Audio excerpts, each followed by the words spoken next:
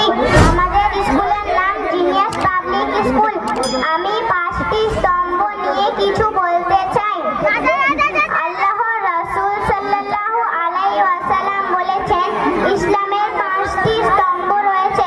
এগুলো প্রত্যেক মুসলমানদের জন্য বাধ্যতামূলক এবং মুসলিম জীবনের ভিত্তি হিসেবে কাজ করে। প্রথমত, কালেমায়ে শাহাদাত। আশহাদু আল্লা ইলাহা ইল্লাল্লাহু ওয়া আশহাদু আন্না মুহাম্মাদান আবদুহু ওয়া রাসূলুহু।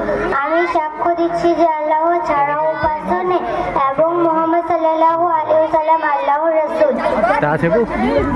দ্বিতীয়, নামাজ। আল্লাহ প্রত্যেক প্রাপ্তবয়স্ক মুসলিম নারী পুরুষের ওপর প্রতিদিন 5 ওয়াক্ত নামাজ ফরজ করেছেন। তৃতীয়, যাকাত। একটি নির্দিষ্ট পরিমাণ সম্পদ থাকলে তা গরিব ও অভাবীদের মধ্যে বিতরণ করতে হবে। চতুর্থ, রোজা। আল্লাহ বলেছেন, রোজা আমার জন্য, সুতরাং আমি নিজ হাতে প্রতিদান দেব। পঞ্চমত, হজ।